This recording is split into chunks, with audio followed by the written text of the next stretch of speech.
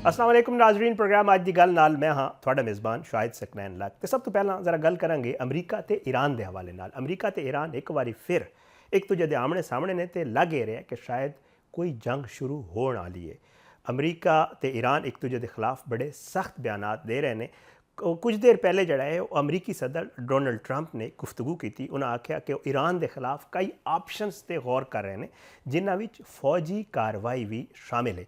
सदर ट्रंप ने फ्लोरिडा तो वाशिंगटन DC जाते हुए जहाज़ ही जो गलबात की तो उन्हें उहदे दौरान कहा कि वह ईरानी अपोजिशन लीडर नाल भी राबते च ने।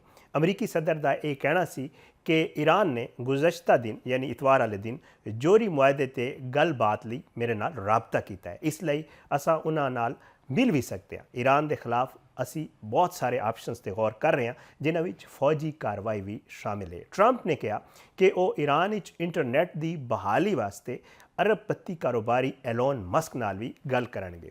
एलोन मस्क इस काम माहिर ने तो उन्होंने कंपनी सब तो बेहतर है।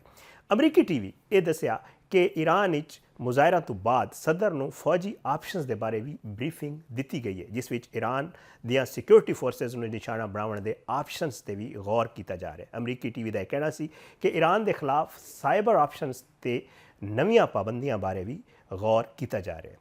दूजे पासे अमरीकी अहदेदार जड़ा उन्होंने दावा है कि सदर ट्रंप ईरान नाल जड़ा है वो मुख्तलिफ ऑप्शनस ते गौर करने लई मंगल वाले दिन जड़ा है वो सीनियर मुशीरा नाल भी मुलाकात कर रहे हैं।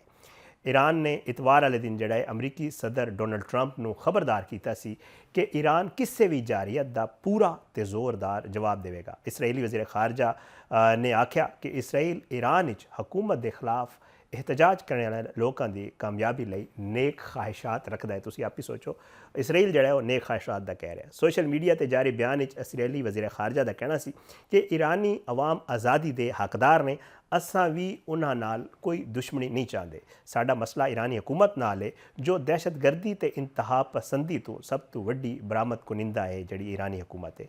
ईरानी हुकूमत सिर्फ साडा नहीं बल्कि इलाकाई ते बैनुल अक़वामी मसला है। इस तो पहला इसराइली वज़ीर आज़म नेतन्याहू ने आख्या सी कि वह ईरानी मुजाहरों का मुशाहदा कर रहे हैं तो आज़ादी के मुजाहरे जड़ा है वो पूरे ईरान भी फैल चुके हैं। इसराइल जड़ा है ईरानी अवाम की जद्दोजहद आज़ादी की हिमायत करता है तो मुजाहरों के दौरान मासूम शहरियों के कत्ल की भी असी मुजम्मत करने, क्योंकि इन्होंने मुजाहरों के तुहानूं पता है कि काफ़ी तादाद लोगों के जड़ा है वो हलाक होने की भी खबर ने। अमरीकी सदर के बयान का जवाब देंदे हुए ईरानी सुप्रीम लीडर जड़े आयतुल्ला खामनाई ने उन्होंने कहा कि फिरौन नमरूद ते रज़ा शाह दे नाल भी जो होया सी वो ही हुण जड़ा है वो ट्रंप दे नाल होएगा। एक बयान आयतुल्ला खामनी ने आख्या कि गरूर डूबा होया एक शख्स जड़ा है वो पूरी दुनिया के फैसले कर रहा है। उन्हें आख्या कि उन्होंने ये समझना चाहिए कि इकतदार के अरूज ते पहुँचे सब तो ताकतवर हुक्मराना नाल आखिर की होया। उन्हें ये आख्या ये अलावा जेडे ईरान के सदर ने मसूद पज़िशकान उन्होंने अमरीका तो इसराइल नूं ईरान विच फसादात का जिम्मेदार भी करार दिता है। ईरानी मीडिया नाल इंटरव्यू विच मसूद पज़िशकान ने शहरियों नूं मुजाहिरीन दे नाल बाहर ना निकलण की अपील की तो मुजाहरा विच शामिल लोगों नूं फसादी करार दिता। मसूद पज़िशकान जड़ा है उन्होंने मौजूदा जिहड़ी कशीदा सूरत हाल है उहदे मुजाहरियां विच शामिल अफराद नूं फसादी कहा। ईरानी सदर ने कहा कि पुरअमन एहतजाज ते फसादात एक वाजे जिहा फ़र्क होंदा है। उन्हें आख्या कि जे अवाम नूं कोई खदशात ने तो उन्हां दा हल भी हुकूमत की जिम्मेदारी है। फसादी पूरे मुआशरे नूं तबाह करने की कोशिश कर रहे हैं, ये कहना सी जड़ा है ईरानी सदर का।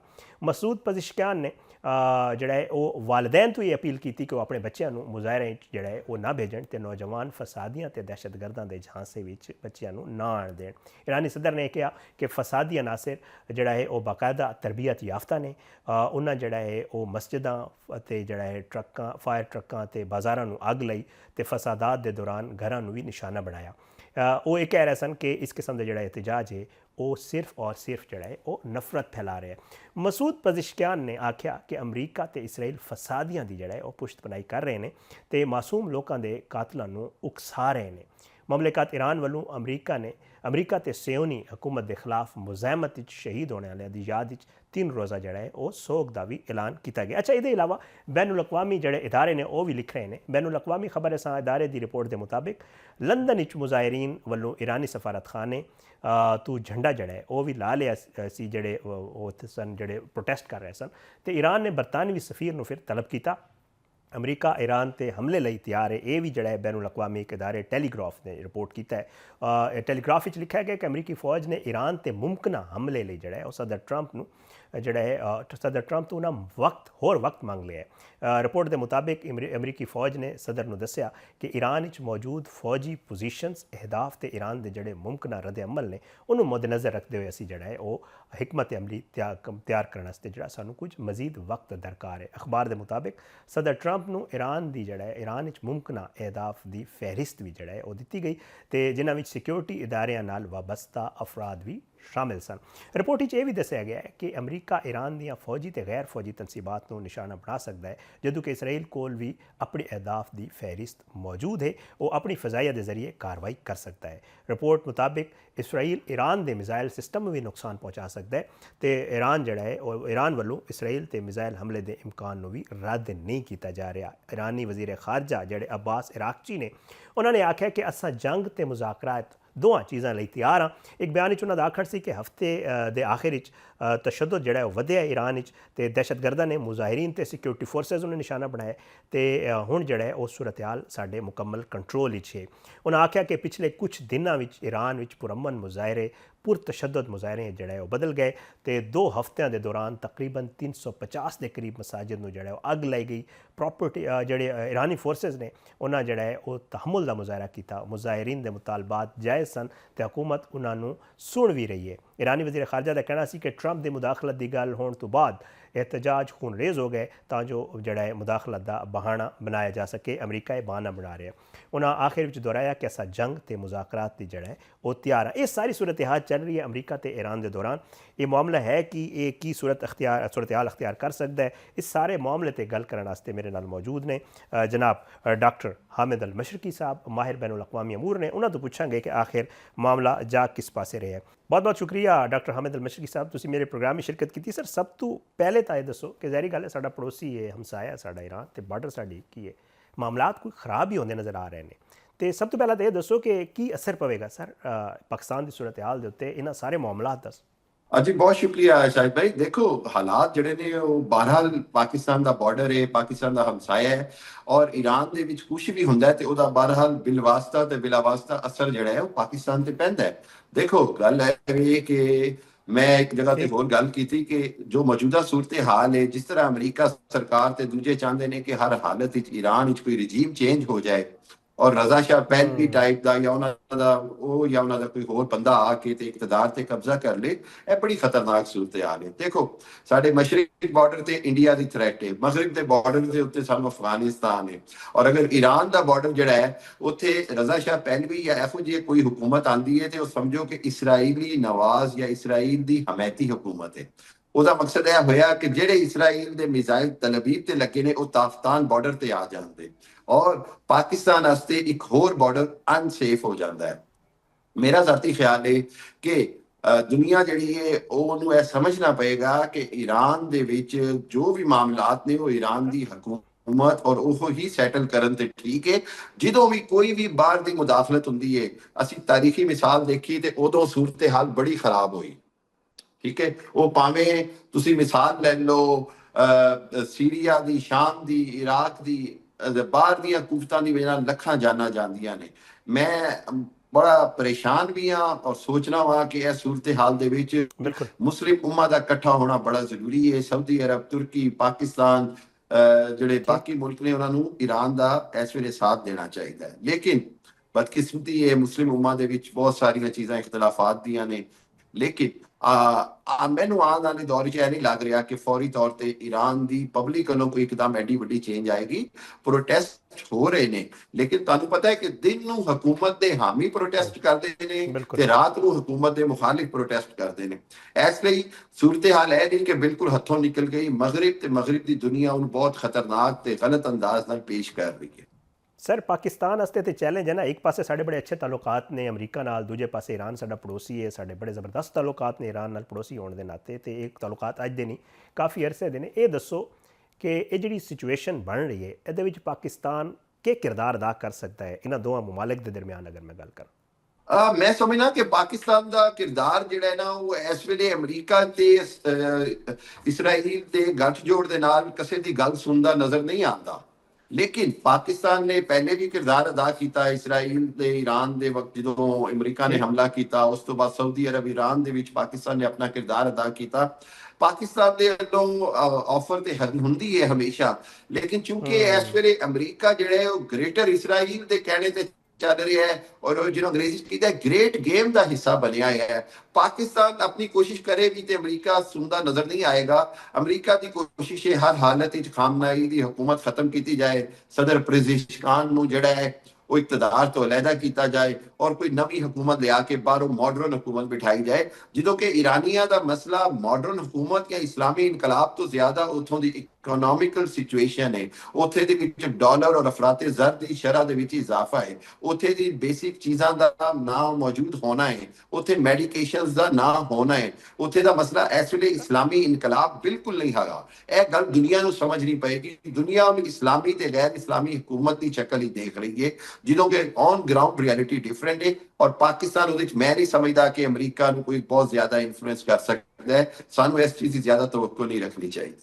हामिद मशरकी साहब मेरे नाल रहना, छोटा जिहा एक ब्रेक लवांगे, ब्रेक के बाद वापस आवांगे तो कुछ मजीद मामलात ते गल करांगे।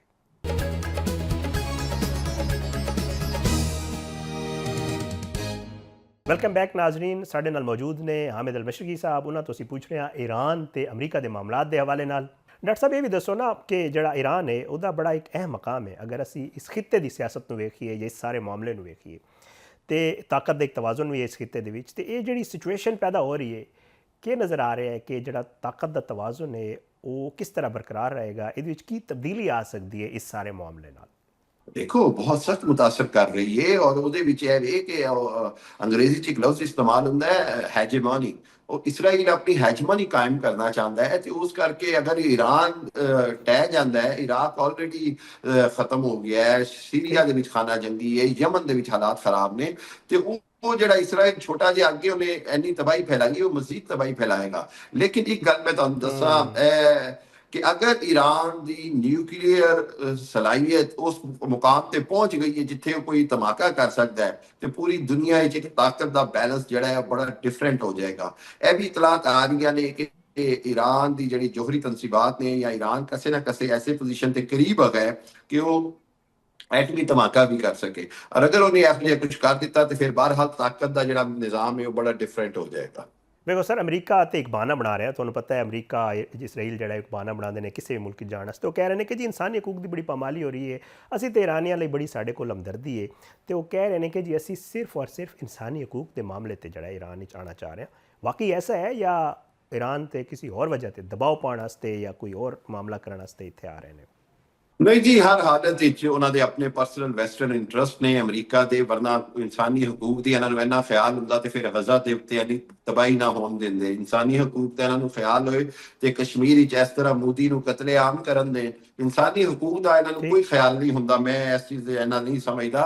बुनियादी गल है कि ईरान जिहड़ा है बहरहाल खिते दे विच इसराइल वास्ते एक थ्रेट है, उन्होंने वो हमेशा वास्ते खत्म करना चाहते हैं, न्यूट्रलाइज करना चाहते हैं, और वो वास्ते ए बाकायदा इन्होंने एक बहाना भी है, ਇਹਦੇ ਵਿੱਚ ਇਹਨਾਂ ਦਾ ਸ਼ਵਾਹਿਦ ਵੀ ਨੇ ਕਿ ਇਹਨਾਂ ਦਾ ਕਿਰਦਾਰ ਵੀ ਹੈ ਸਾਰੀ ਪਬਲਿਕ ਪ੍ਰੋਟੈਸਟ ਦੇ ਵਿੱਚ। ਸੋ ਇਹਨੂੰ ਮੈਂ ਨਹੀਂ ਸਮਝਦਾ ਕਿ ਅਮਰੀਕਾ ਜਾਂ ਵੈਸਟਰਨ ਵਰਲਡ ਜਿਹੜਾ ਉਹ ਸਿਰਫ ਉੱਥੇ ਦੀ ਆਵਾਮ ਦੀ ਬਿਹਤਰੀ ਵਾਸਤੇ ਕੁਝ ਸੋਚ ਰਿਹਾ। ਦਰਅਸਲ ਉਹਨਾਂ ਦੇ ਆਪਣੇ ਇੰਟਰਸਟ ਨੇ, ਔਰ ਅਮਰੀਕਾ ਦਾ ਇੱਕ ਮੈਥਡ ਹੈਗਾ ਰਿਜੀਮ ਚੇਂਜ ਕਰਨ ਦਾ।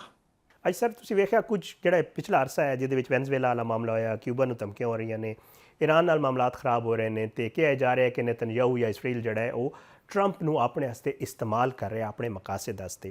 अच्छा, ये एक दूजे पासे अगर असीं वेखीए तो ये भी कहा जा रहा है कि जिहड़ी दुनिया की एतमाद है वो कम होंदा जा रहा है, अमरीका के उत्ते बद एतमादी वध रही है। तो तुहानूं क्या नज़र आ रहा है कि इस सारे मामले कोल चीन कितना एक जड़ा है वो फ़ायदा चुक सकता है, चीन नूं कितना एक फ़ायदा होएगा, चीन किस चीज़ का इंतज़ार कर रहा है?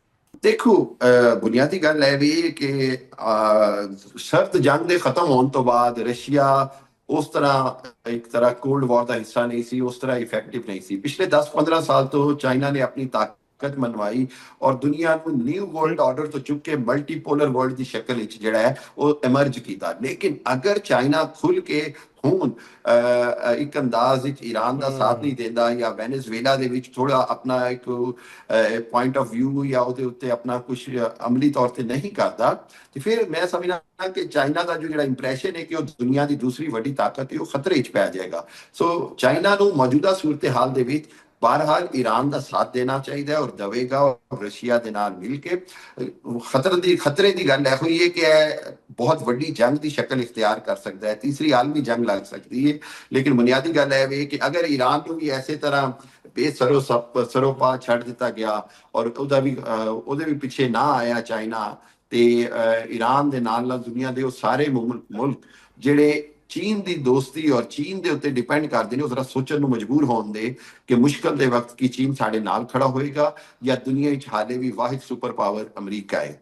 ਟਰੰਪ ਦੇ ਬਹੁਤ ਸਾਰੇ ਫੈਸਲੇ ਜਿਹੜੇ ਨੇ ਉਹ ਖੁਦ ਅਮਰੀਕਾ ਨੂੰ ਵੀ ਨੁਕਸਾਨ ਪਹੁੰਚਾਉਣ ਦੇ, ਲੇਕਿਨ ਇਸ ਵੇਲੇ ਇੰਝ ਲੱਗ ਰਿਹਾ ਜਿਵੇਂ ਅਮਰੀਕਾ ਆਪਣੇ ਆਪ ਨੂੰ ਵਾਹਿਦ ਦੁਨੀਆ ਦੀ ਸੁਪਰ ਪਾਵਰ ਸਮਝ ਕੇ ਜਿਹਦੇ ਤੇ ਦਿਲ ਕਰ ਰਿਹਾ ਹੈ, ਜਿੰਜ ਦਿਲ ਕਰ ਰਿਹਾ ਉਹਦੇ ਤੇ ਚੜਾਈ ਕਰ ਰਿਹਾ। ਮੈਂ ਨਹੀਂ ਸਮਝਦਾ ਚੀਨ ਨੂੰ ਫਾਇਦਾ ਹੋਏਗਾ, ਚੀਨ ਨੂੰ ਨਾ ਨੁਕਸਾਨ ਹੋਏਗਾ, ਲੇਕਿਨ ਚੀਨ ਨੂੰ ਇਹ ਨੁਕਸਾਨ ਜ਼ਰੂਰ ਹੋਏਗਾ ਕਿ ਅਗਰ ਈਰਾਨ ਦੇ ਵਿੱਚ ਕੋਈ ਬਹੁਤ ਵੱਡੀ ਤਬਦੀਲੀ ਆਉਂਦੀ ਹੈ ਤੇ ਚੀਨ ਦਾ ਜਿਹੜਾ ਅਮਲ ਦਖਲ ਹੈ ਈਰਾਨ ਦੇ ਮਾਮਲਾਤ ਵਿੱਚ ਖਤਮ ਹੋ ਜਾਏਗਾ। ਸੋ ਇਹ ਚੀਨ ਨੂੰ ਇਹ ਸੋਚਣਾ ਹੋਏਗਾ ਕਿ ਕਿਸੇ ਵੀ ਹਾਲਤ ਵਿੱਚ ਉੱਥੇ ਰਿਜੀਮ ਚੇਂਜ ਚਾਈਨਾ ਦੇ ਫਾਇਦੇ 'ਚ ਨਹੀਂ, ਔਰ ਮੌਜੂਦਾ ਜਿਹੜੀ ਰਿਜੀਮ ਹੈ ਉਹਦਾ ਕਾਇਮ ਰਹਿਣਾ ਚਾਈਨਾ ਦੇ ਫਾਇਦੇ 'ਚ। ਬਿਲਕੁਲ। ਛੋਟਾ ਜਿਹਾ ਇੱਕ ਬ੍ਰੇਕ ਲਵਾਂਗੇ, ਬ੍ਰੇਕ ਦੇ ਬਾਅਦ ਵਾਪਸ ਆਵਾਂਗੇ ਤੇ ਕੁਝ ਮਜ਼ੀਦ ਮਾਮਲਾਤ ਤੇ ਗੱਲ ਕਰਾਂਗੇ।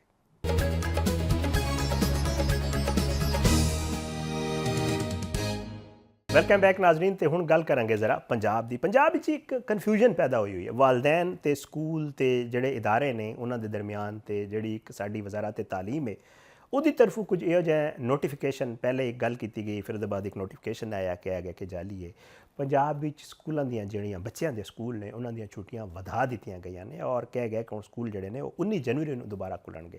ਇਹ ਬੜਾ ਇੱਕ ਅਜੀਬ ਗਰੀਬ ਜਿਹਾ ਮਾਮਲਾ ਹੋਇਆ ਹੈ। ਸਭ ਤੋਂ ਪਹਿਲਾਂ ਤਾਂ ਕਿਉਂਕਿ ਛੁੱਟੀਆਂ 12 ਤਾਰੀਖ ਨੂੰ ਖੁੱਲ੍ਹਣੀਆਂ ਸਨ, ਜਿਹੜੇ ਪੰਜਾਬ ਦੇ ਵਜ਼ੀਰ ਤਾਲੀਮ ਰਾਣਾ ਸਿਕੰਦਰ ਰਿਆਜ਼ ਸਾਹਿਬ ਨੇ ਉਹਨਾਂ ਨੇ ਕਿਹਾ ਕਿ ਜੀ ਸੋਸ਼ਲ ਮੀਡੀਆ ਦੇ ਉੱਤੇ ਅਸੀਂ ਇੱਕ ਸਰਵੇ ਕਰਵਾ ਲੈਂਦੇ ਹਾਂ। ਉਹਨਾਂ ਇੱਕ ਸਰਵੇ ਕਰਵਾਇਆ ਤੇ ਸਰਵੇ ਦੇ ਜਿਹੜੇ ਰਿਜ਼ਲਟ ਸਨ ਉਹਦੇ ਵਿੱਚ ਇਹ ਸਾਹਮਣੇ ਆਇਆ ਕਿ ਵਾਲਿदैन ਤੇ ਬੱਚੇ ਚਾਹ ਰਹੇ ਨੇ ਕਿ ਸਰਦੀ ਬਹੁਤ ਵੱਧ ਗਈ ਹੈ ਤੇ ਛੁੱਟੀਆਂ ਨੂੰ ਵਧਾ ਦਿੱਤਾ ਜਾਵੇ। ਫਿਰ ਉਹਨਾਂ ਜਿਹੜਾ ਹੈ ਇਸੇ ਨੂੰ ਮੱਦੇਨਜ਼ਰ ਰੱਖਦੇ ਹੋਏ ਆਪਣੇ ਸੋਸ਼ਲ ਮੀਡੀਆ ਤੇ ਇਹ ਬਿਆਨ ਜਾਰੀ ਕੀਤਾ ਕਿ ਜੀ ਵਾਲਿदैन ਚਾਹ ਰਹੇ ਨੇ, ਬੱਚੇ ਚਾਹ ਰਹੇ ਨੇ ਕਿ ਛੁੱਟੀਆਂ ਜਿਹੜਾ ਹੈ ਉਹ ਵਧਣੀਆਂ ਚਾਹੀਦੀਆਂ ਨੇ, ਇਹ 19 ਤਾਰੀਖ ਤੱਕ ਜਾਣੀਆਂ ਚਾਹੀਦੀਆਂ ਨੇ। ਬਹਰਹਾਲ ਬੱਚਿਆਂ ਨੂੰ ਸਕੂਲਾਂ ਨੂੰ ਜਿਹੜਾ ਹੈ ਉਹ ਛੁੱਟੀਆਂ ਦੇ ਦਿੱਤੀਆਂ ਗਿਆ। ਫਿਰ ਇੱਕ ਕਨਫਿਊਜ਼ਨ ਪੈਦਾ ਹੋ ਗਈ ਕਿ ਕਿਆ ਇਹ ਛੁੱਟੀਆਂ ਸਿਰਫ ਸਕੂਲਾਂ ਵਾਸਤੇ ਨੇ ਜਾਂ ਕਾਲਜ ਯੂਨੀਵਰਸਿਟੀਜ਼ ਵਾਸਤੇ ਨੇ ਤੇ ਬਾਕੀ ਇਦਾਰਿਆਂ ਦਾ ਕੀ ਬਣੇਗਾ। ਫਿਰ ਉਸ ਹਵਾਲੇ ਨਾਲ ਜਿਹੜੀ ਗੁਜ਼ਸ਼ਤਾ ਰਾਤ ਹੈ ਉਹਦੇ ਵਿੱਚ ਮਹਿਕਮਾ ਹਾਇਰ ਐਜੂਕੇਸ਼ਨ ਪੰਜਾਬ ਵੱਲੋਂ ਜਿਹੜਾ ਹੈ ਉਹ ਇੱਕ ਤਾਲੀਮੀ ਇਦਾਰਿਆਂ ਦੇ ਛੁੱਟੀਆਂ ਦੇ ਹਵਾਲੇ ਨਾਲ ਇੱਕ ਵਜ਼ਾਹਤ ਵੀ ਜਾਰੀ ਕੀਤੀ ਗਈ। ਉਹਨਾਂ ਦੱਸਿਆ ਕਿ ਤਰਜਮਾਨ ਮਹਿਕਮਾ ਹਾਇਰ ਐਜੂਕੇਸ਼ਨ ਦਾ ਕਹਿਣਾ ਸੀ ਕਿ ਪੰਜਾਬ ਦੇ ਕਾਲਜ ਜਿਹੜੇ ਨੇ ਉਹਨਾਂ ਦੀਆਂ ਛੁੱਟੀਆਂ ਜਿਹੜਾ ਹੈ ਉਹਦੇ ਵਿੱਚ ਕੋਈ ਇਜ਼ਾਫਾ ਨਹੀਂ ਕੀਤਾ ਗਿਆ। ਸਰਦੀਆਂ ਦੀਆਂ ਛੁੱਟੀਆਂ 'ਚ ਇਜ਼ਾਫਾ ਸਿਰਫ ਸਕੂਲਾਂ ਲਈ ਹੈ। ਐਲਾਮੀਆ ਦੇ ਮੁਤਾਬਿਕ ਕਾਲਜ ਤੇ ਜਿਹੜੇ ਯੂਨੀਵਰਸਿਟੀਜ਼ ਨੇ ਉਹ ਜਿਹੜਾ ਹੈ ਉਹਨਾਂ ਤੇ ਛੁੱਟੀਆਂ ਦਾ ਇਤਲਾਕ ਨਹੀਂ ਹੋਏਗਾ ਤੇ ਉਹ 12 ਤਾਰੀਖ ਨੂੰ ਯਾਨੀ ਅੱਜ ਜਿਹੜਾ ਸਵੇਰੇ ਜਿਹੜਾ ਉਹ ਖੁੱਲ੍ਹ ਗਏ ਨੇ ਔਰ ਬਾਕਾਇਦਾ ਤੌਰ 'ਤੇ ਉੱਥੇ ਕਲਾਸਿਸ ਦਾ ਵੀ ਇਜਰਾ ਕੀਤਾ ਗਿਆ। ਤਾਂ ਉਹਦੇ ਹਵਾਲੇ ਨਾਲ ਇਹ ਵੀ ਉਹਦੇ ਵਿੱਚ ਇਹ ਦੱਸਿਆ ਗਿਆ ਕਿ ਇੱਕ ਨੋਟੀਫਿਕੇਸ਼ਨ ਜਿਹਾ ਵੀ ਸਾਹਮਣੇ ਆਇਆ ਸੀ, ਬਟ ਉਹਦੀ ਤਰਦੀਦ ਕੀਤੀ ਗਈ ਔਰ ਕਿਹਾ ਗਿਆ ਕਿ ਜੀ ਇਹ ਨੋਟੀਫਿਕੇਸ਼ਨ ਜਿਹੜਾ ਹੈ ਇਹ ਜਾਲੀ ਹੈ।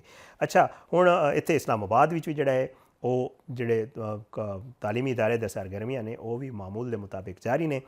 ਅੱਛਾ, ਕੁਝ ਇਹੋ ਜਿਹੇ ਸਕੂਲ ਨੇ ਜਿਨ੍ਹਾਂ ਦੀ ਤਰਫ ਕੋਲ ਬਾਕਾਇਦਾ ਤੌਰ 'ਤੇ ਤਕਰੀਬਨ ਪੰਜਾਬੀ ਤੇ ਸਾਰੇ ਸਕੂਲ ਦੀ ਤਰਫ ਕੋਲ ਜਿਹੜਾ ਵਾਲਿदैन ਨੂੰ ਕਿਹਾ ਗਿਆ ਕਿ ਜੀ ਹੁਣ ਛੁੱਟੀਆਂ ਨੇ ਤੇ ਛੁੱਟੀਆਂ ਤਕਰੀਬਨ 19 ਨੂੰ ਖੁੱਲ੍ਹਾਂਗੇ। ਅੱਛਾ, ਦੂਜੇ ਪਾਸੇ ਪ੍ਰਾਈਵੇਟ ਸਕੂਲ ਐਸੋਸੀਏਸ਼ਨ ਵੀ ਹੈ, ਜ਼ਾਹਿਰੀ ਗੱਲ ਹੈ ਪ੍ਰਾਈਵੇਟ ਸਕੂਲ ਐਸੋਸੀਏਸ਼ਨ ਦਾ ਆਪਣਾ ਇੱਕ ਮੌਕਫ ਹੈ।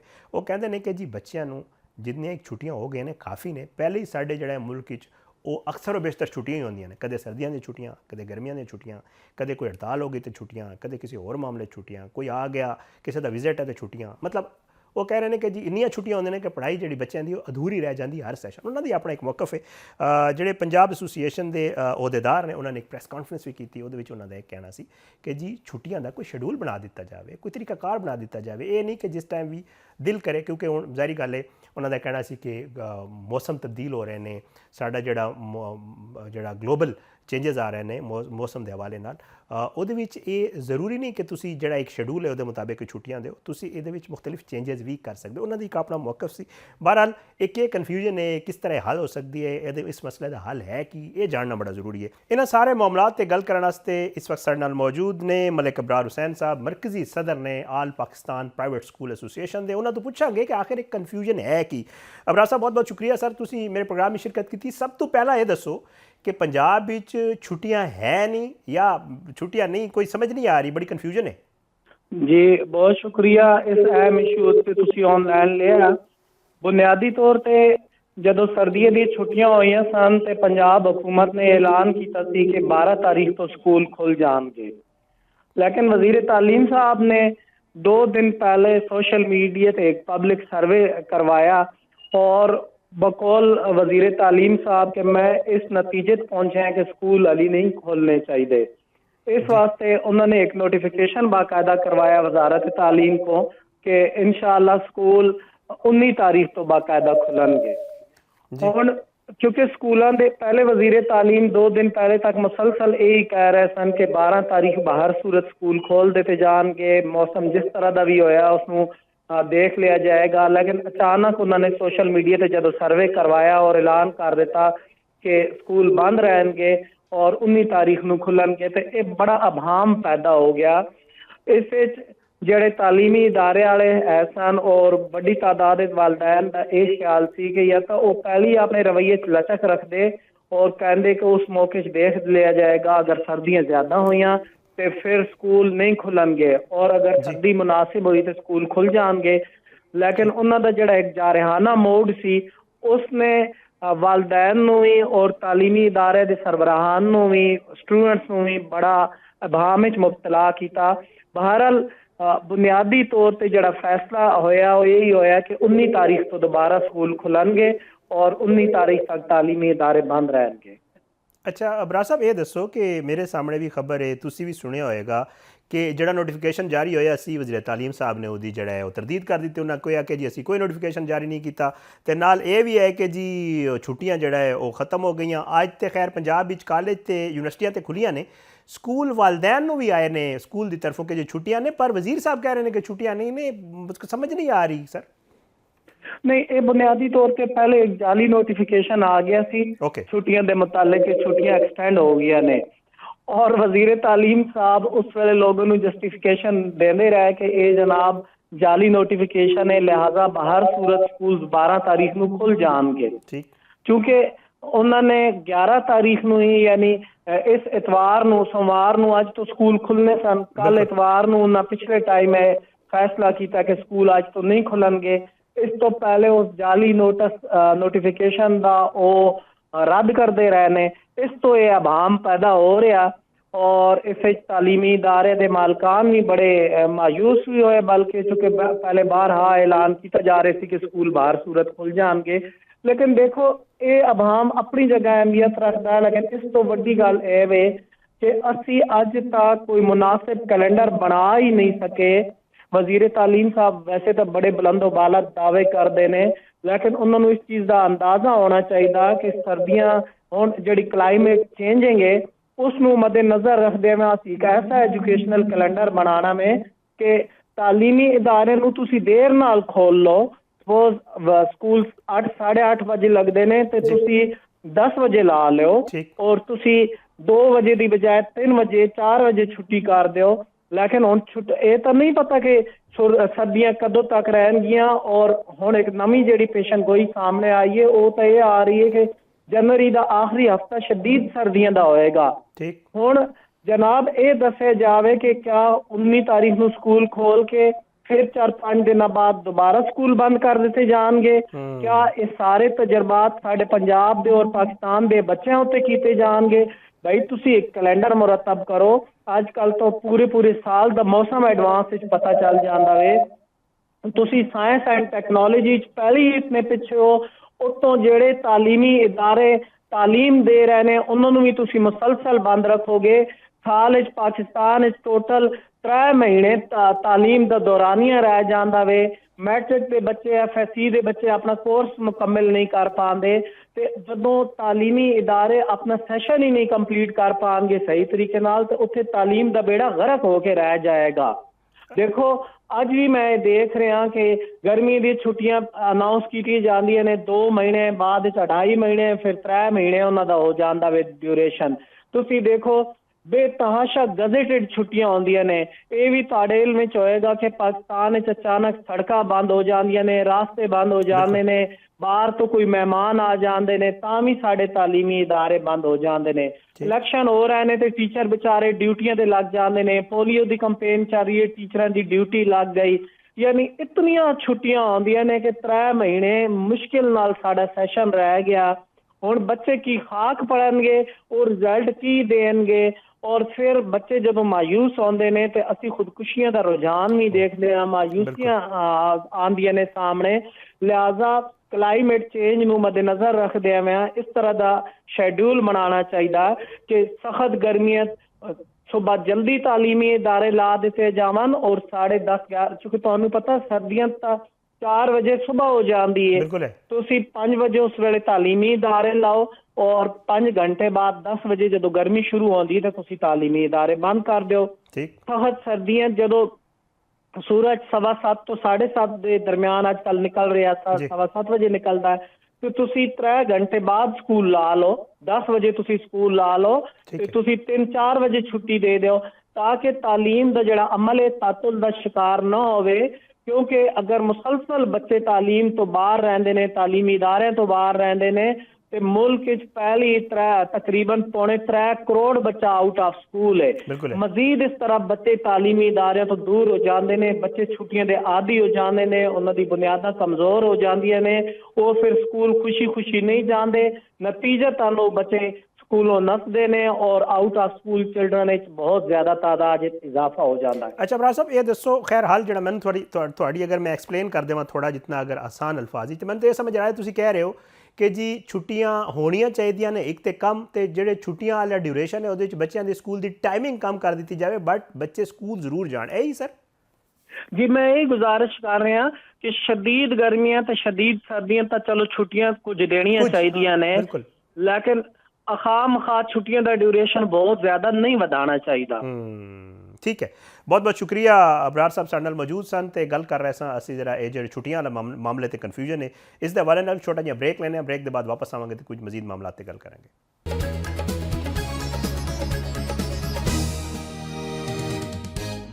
Welcome back Nazreen. ਤੇ ਪ੍ਰੋਗਰਾਮ ਦੇ ਆਖਰੀ ਹਿੱਸੇ ਜਰਾ ਗੱਲ ਕਰਾਂਗੇ ਕੁਝ ਸਿਆਸੀ ਮਾਮਲਾਤ ਤੇ। KP ਦੇ ਜਿਹੜੇ ਵਜ਼ੀਰ ਆਲਾ ਨੇ ਉਹ ਕਰਾਚੀ ਦੇ ਸਿੰਧ ਦੇ ਦੌਰੇ 'ਤੇ ਸਨ। ਤੁਹਾਨੂੰ ਪਤਾ ਹੈ ਪਹਿਲਾਂ ਉਹਨਾਂ ਇੱਕ ਪੰਜਾਬ ਦਾ ਦੌਰਾ ਕੀਤਾ, ਉਹਦੇ ਬਾਅਦ ਉਹ ਸਿੰਧ ਦੇ ਦੌਰੇ 'ਚ ਸਨ ਤੇ ਉਹਨਾਂ ਦੀ ਜਿਹੜਾ ਹੈ ਉਹ ਕੋਈ ਮੁਲਾਕਾਤ ਵੀ ਤੈਅ ਸੀ ਵਜ਼ੀਰ ਆਲਾ ਸਿੰਧ ਨਾਲ, ਲੇਕਿਨ ਵਜ਼ੀਰ ਆਲਾ ਸਿੰਧ ਸਾਹਿਬ ਨਾਲ ਉਹਨਾਂ ਨਾਲ ਮੁਲਾਕਾਤ ਨਹੀਂ ਹੋ ਸਕੀ, ਜਿਹਦੇ ਹਵਾਲੇ ਨਾਲ ਵਜ਼ੀਰ ਆਲਾ ਸਿੰਧ ਦੇ ਜਿਹੜੇ ਤਰਜਮਾਨ ਨੇ ਸਾਦੀਆ ਸਾਹਿਬਾ, ਉਹਨਾਂ ਦਾ ਸਟੇਟਮੈਂਟ ਆਇਆ ਕਿ ਜੀ ਕਿਉਂਕਿ ਵਜ਼ੀਰ ਆਲਾ ਸਿੰਧ ਸਾਹਿਬ ਜਿਹੜਾ ਉਹ ਬੜੇ ਮਸਰੂਫ ਸਨ, ਉਹਨਾਂ ਕਿਤੇ ਜਾਣਾ ਸੀ ਇਸ ਵਾਸਤੇ ਬਕਾਇਦਾ ਤੌਰ ਤੇ ਅਸੀਂ ਵਜ਼ੀਰ ਆਲਾ KP ਨੂੰ ਇਨਫਾਰਮ ਕਰ ਦਿੱਤਾ ਸੀ ਕਿ ਜੀ ਉਹਨਾਂ ਦੀ ਮੁਲਾਕਾਤ ਨਹੀਂ ਹੋ ਸਕੇਗੀ। ਬਹਰਹਾਲ ਪਹਿਲੇ ਇੱਕ ਬੜਾ ਗੁੱਡ ਜੈਸਚਰ ਦਿੱਤਾ ਗਿਆ ਜਿਹੜੀ ਹਕੂਮਤ ਸਿੰਧ ਦੇ, ਔਰ ਉਹ ਹੁਣ ਵੀ ਕਹਿ ਰਹੇ ਨੇ ਕਿ ਅਸੀਂ ਤੇ ਬੜਾ ਪ੍ਰੋਟੋਕੋਲ ਦਿੱਤਾ। ਪਹਿਲੇ ਜਦ ਵਜ਼ੀਰ ਆਲਾ ਜਿਹੜਾ ਏਅਰਪੋਰਟ ਤੇ ਪਹੁੰਚੇ ਤੇ ਉਹਨਾਂ ਨੂੰ ਬਕਾਇਦਾ ਤੌਰ ਤੇ ਟੋਪੀ ਤੇ ਅਜਰਕ ਪਹਿਨਾਈ ਗਈ, ਜਿਹਦਾ ਉਹਨਾਂ ਨੇ ਬਹੁਤ ਸ਼ੁਕਰੀਆ ਅਦਾ ਕੀਤਾ ਔਰ ਕਿਹਾ ਕਿ ਇਹ ਬੜਾ ਗੁੱਡ ਜੈਸਚਰ ਹੈ। ਲੇਕਿਨ ਉਹਦੇ ਬਾਅਦ ਕੁਝ ਇਲਜ਼ਾਮ ਲਾਇਆ ਜਾ ਰਿਹਾ ਹੈ ਜਿਹੜੇ KP ਤੋਂ ਵਜ਼ੀਰ ਆਲਾ ਗਏ ਸਨ ਉਹਨਾਂ ਦੀ ਤਰਫੋਂ ਕਿ ਜੀ ਉਹਨਾਂ ਦੇ ਰਸਤੇ 'ਚ ਰੁਕਾਵਟਾਂ ਵੀ ਖੜੇ ਕੀਤੇ ਗਏ, ਜਲਸਾ ਜਿਹੜਾ ਉਹਨਾਂ ਨੇ ਡਿਸਾਈਡ ਕੀਤਾ ਸੀ ਉਹ ਵੀ ਨਹੀਂ ਹੋਣ ਦਿੱਤਾ ਗਿਆ ਤੇ ਬਹੁਤ ਸਾਰੇ ਹੋਰ ਮਾਮਲਾਤ ਵੀ ਉਹ ਕਹਿ ਰਹੇ ਨੇ। ਉਹਦੇ ਇਲਾਵਾ ਅੱਜ ਸਵੇਰ ਜਿਹੜਾ ਹੈ ਉਹ ਮੇਅਰ ਕਰਾਚੀ ਮਿਰਜ਼ਾ ਵਹਾਬ ਸਾਹਿਬ ਦਾ ਵੀ ਸਟੇਟਮੈਂਟ ਸਾਹਮਣੇ ਆਇਆ। ਉਹਨਾਂ ਦਾ ਕਹਿਣਾ ਸੀ ਕਿ ਜੀ ਇਹ ਸਭ ਗੱਲਾਂ ਨੇ, ਅਗਰ ਇਹ ਜਲਸਾ ਨਹੀਂ ਕਰ ਸਕਦੇ ਸਨ, ਅਗਰ ਇਹ ਜਿਹੜਾ ਜਨਾਹ ਗਰਾਊਂਡ ਹੈ ਉਹਨੂੰ ਨਹੀਂ ਭਰ ਸਕਦੇ ਸਨ ਤੇ ਸਾਨੂੰ ਦੱਸ ਦਿੰਦੇ, ਅਸੀਂ ਕੁਝ ਬੰਦੇ ਜਿਹੜਾ ਹੈ ਇਹਨਾਂ ਵਾਸਤੇ ਭੇਜ ਦਿੰਦੇ। ਬਹਰਹਾਲ ਇੱਕ ਪੋਲੀਟੀਕਲ ਸਿਚੁਏਸ਼ਨ ਵੀ ਜਿਹੜਾ ਹੈ ਉਹ ਮੁਲਕ 'ਚ ਚੱਲ ਰਹੀ ਹੈ। ਜਿਹੜਾ ਸਿਆਸੀ ਤਨਾਅ ਹੈ ਉਹ ਇਸ ਦੌਰੇ ਦੇ ਦੌਰਾਨ ਨਜ਼ਰ ਆਇਆ ਸੀ ਸਟਾਰਟ 'ਚ ਕਿ ਸ਼ਾਇਦ ਉਹ ਥੋੜਾ ਕੋਈ ਘੱਟ ਹੋ ਜਾਏਗਾ ਕਿਉਂਕਿ ਪੀਪਲਸ ਪਾਰਟੀ ਤੇ ਤਹਿਰੀਕ ਇਨਸਾਫ ਦੇ ਦੌਰਾਨ ਮਾਮਲਾਤ ਕੋਈ ਬਿਹਤਰ ਲੱਗ ਰਹੇ ਸਨ। ਲੇਕਿਨ ਇਸ ਦੌਰੇ ਦਾ ਜਿਹੜਾ ਆਪਣੇ ਇਖਤਤਾਮ ਵਾਲੇ ਪਾਸੇ ਜਾ ਰਿਹਾ ਉਹਦੇ ਇਖਤਤਾਮ ਤੇ ਇਹ ਲੱਗ ਰਿਹਾ ਕਿ ਨਹੀਂ ਕੁਝ ਵੀ ਤਬਦੀਲ ਨਹੀਂ ਹੋਇਆ, ਬਲਕਿ ਸੂਰਤ ਹਾਲ ਜਿਹੜੀ ਹੈ ਉਹ ਇੱਥੇ ਹੀ ਹੈ ਜਿੱਥੋਂ ਇਹ ਸੂਰਤ ਹਾਲ ਸ਼ੁਰੂ ਹੋਈ ਸੀ ਜਾਂ ਜਿੱਥੇ ਪਹਿਲੇ ਮੌਜੂਦ ਸੀ। ਬਹਰਹਾਲ ਦੁਆ ਹੈ ਕਿ ਅੱਲਾਹ ਕਰੇ ਕਿ ਸਾਡੇ ਮੁਲਕ 'ਚ ਜਿਹੜਾ ਸਿਆਸੀ ਇੰਤਸ਼ਾਰ ਹੈ ਇਹ ਜਿਹੜੀ ਇੱਕ ਦੂਜੇ ਦੇ ਖਿਲਾਫ ਜਾਂ ਇੱਕ ਦੂਜੇ ਨਾਲ ਨਾ ਬਹਿਣ ਵਾਲੀ ਗੱਲ ਹੈ ਖਤਮ ਹੋ ਜਾਵੇ, ਕਿਉਂਕਿ ਸਿਆਸਤਦਾਨਾਂ ਹੀ ਆਪਸ ਵਿੱਚ ਬਹਿਣਾ, ਸਿਆਸਤਦਾਨਾਂ ਹੀ ਆਪਸ ਵਿੱਚ ਗੱਲ ਕਰਨੀ ਤੇ ਅਗਰ ਮੁਲਕ ਜਿਹੜਾ ਹੈ ਉਹ ਸਿਆਸੀ ਤੌਰ ਤੇ ਮੁਸਤਹਕਮ ਹੋਏਗਾ ਤੇ ਫਿਰ ਮੁਲਕ ਜਿਹੜਾ ਹੈ ਉਹ ਮਾਸ਼ੀ बेहतरी भी आएगी। आज के प्रोग्राम तो इतना इजाज़त दो, इंशाअल्लाह अगले प्रोग्राम में ज़रूर मुलाकात होएगी। पाकिस्तान जिंदाबाद। अल्लाह हाफिज़।